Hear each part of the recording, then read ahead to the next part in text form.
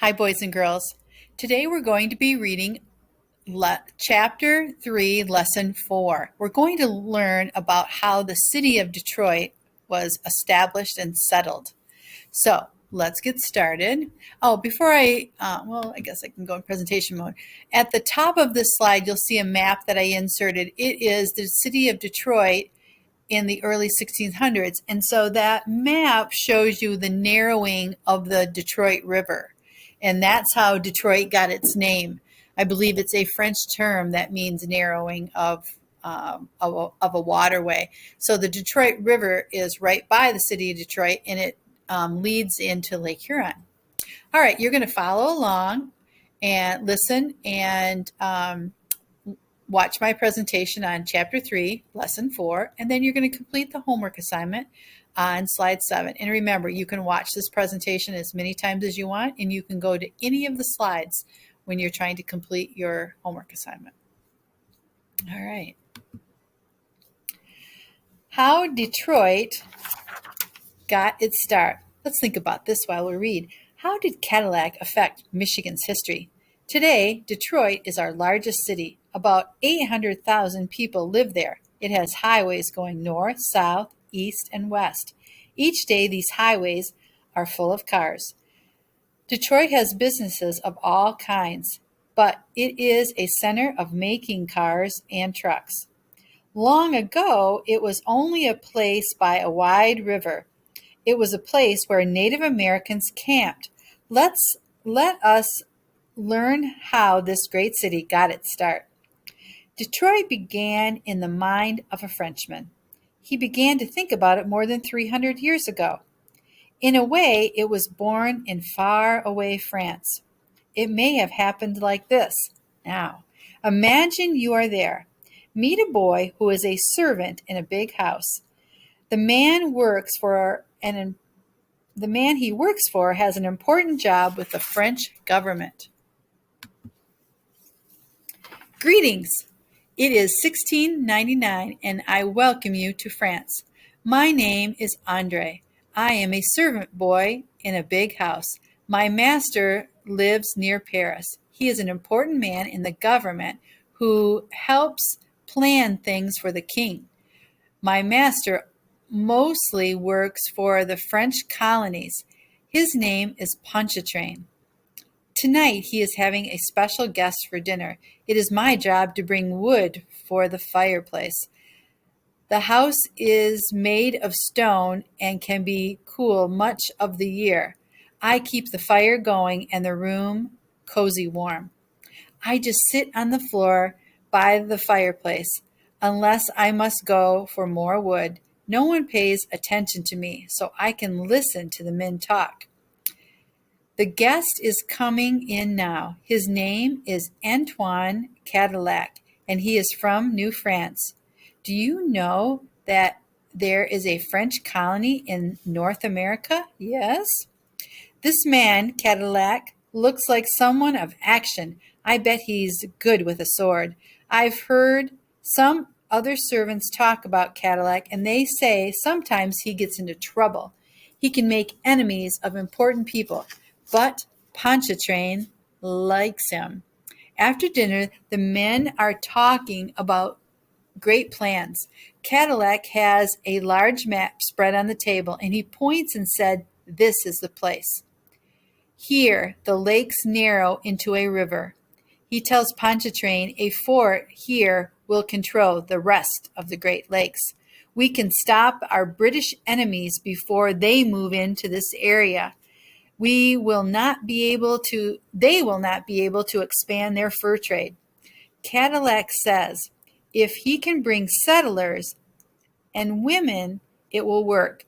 The tribes will come and trade with us, not the English. He wants many Indians to come into the fort. It will be at the narrow place of the river. The French call a narrow place between two lakes a Detroit. Pontchartrain says, this is probably going to upset the men now trading furs. They will need to move into a new fort. Cadillac told him not to worry. He will take care of that. Pontchartrain remembered him reminded him about the priests. They may not want to move into the fort. They also may not like the tribes trading with you. If you trade brandy to the tribes for fur, they will get very upset. Both men said this new fort was an important project. It would be the key to controlling the fur trade around the Great Lakes. Pontchartrain said he would convince the king. We must do this, he said. And there's a diagram again of the Great Lakes. There's 5 Great Lakes. Whoops! I spent too much time listening, or I spent too much time talking. I must get more wood for the fireplace. I hope to see you again soon. Maybe I will get to go to New France someday. So that's just an imaginary story of maybe these 2 men kind of working it out, and the servant boy was listening to all of them tell, their plans. Cadillac heads across the ocean. Cadillac had already been to Michigan. He was once in charge at the fort at St. Ignace. While there, he traded furs. He shipped those furs back to his wife in Canada. Marie Therese Cadillac was her name. She ran the business and sold the furs. Cadillac liked the extra money of fur trading. However, there was a problem. Fur traders from Britain started to visit Michigan. Britain is another word that means England. Okay. The British had many settlements along the east coast of Michigan. Now they sent traders west to Michigan. On the east coast of America. Now they sent traders west to Michigan. He wanted to stop the British. He felt it would be good, or this would be good for France. It would also be good for him because remember, he's making some money off these fur trading businesses too. Cadillac's plan had some new ideas. He wanted many Indians to move to Detroit. He also wanted French families to come. He wanted them to start farms. Some French families lived in Michigan, and there were hardly any farms. So he's trying to get more people to come to Michigan and settle it, and he's trying to make friends with the Indians. He thinks more people that come, the more the Indians will have to trade with them. And so that, in essence, will also get him more fur trading business. So Detroit is born. On July 4th, 1701, Cadillac left Montreal, which is a city in Canada, with 25 canoes. His second in command was Alfonso de Tony. By July 23rd, the group reached the Detroit River. The trip took 49 days, and they traveled over 600 miles.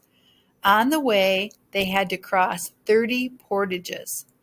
It was not an easy way to travel. So a very long journey. Whoops.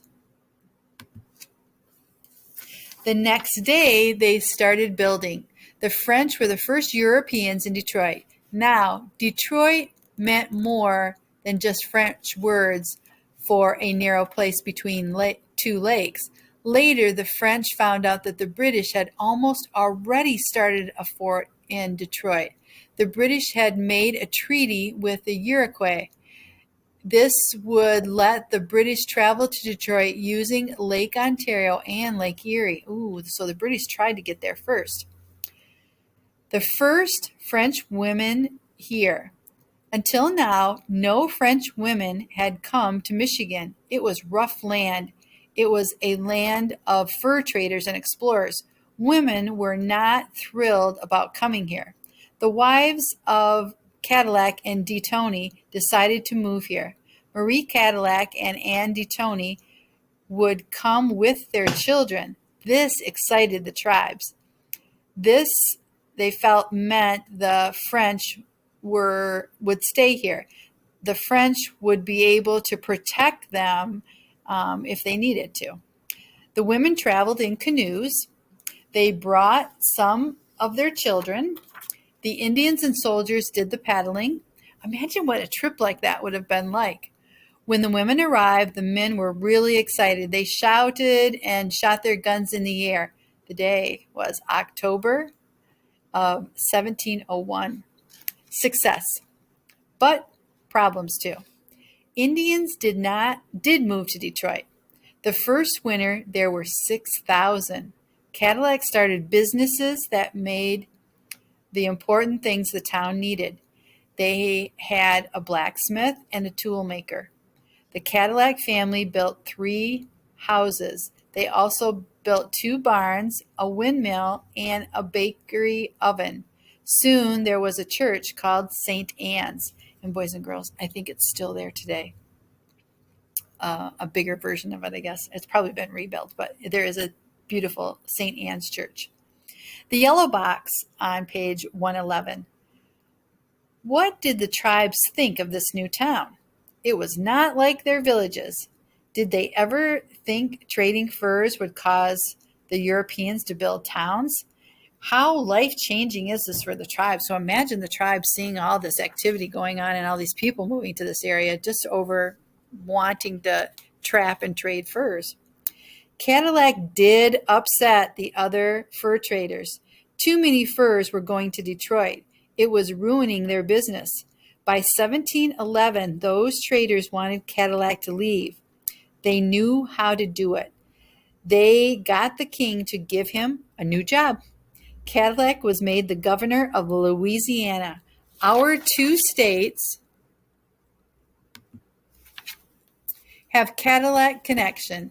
This is where the city of New Orleans is today. Even though Cadillac left, Detroit kept going. Other French people came. Some of the early families still have relatives there today. Some streets still have French names. The streets along the land are of the oldest farms. The farms are long and narrow. They started from the river, because the river was probably their water source, right? Do you know anyone with those last names? So you can see all of those on the side. Joseph, St. Anne, and Orleans, a bunch of them. Okay, maybe their family lived in Detroit long ago. Let's review a little bit now. It's been quite a long chapter. Animals with furs were a great natural resource. Furs were scarce in France. This pulled French and the people of France to Michigan. The rivers and lakes were like highways to them. They just got in their canoes and boats and kept on going. The French started Detroit because of its location. They wanted to use it to guard the Great Lakes, and they wanted to use it to build a fort and protect their fur trading business. The French had been in Michigan for over 100 years. Still, not too many French people had moved to Michigan. There were few towns here, and there's a timeline at the bottom of this page. So we're seeing a lot of growth, boys and girls, in Michigan and people coming here, mostly still right now because of the French fur trade. All right, you're going to now go to slide 7 and answer these questions. At the top here, I gave you a red box that says, Cadillac starts Detroit. So here's today's assignment. You're going to put the events listed on the right-hand side of his picture in order of how they happened. So they're numbered 1, 2, 3, 4, 5, and 6, and you're going to determine which one would go in the order first, which thing happened first, which thing happened last, okay? So what you're going to do in those boxes is just type those phrases in.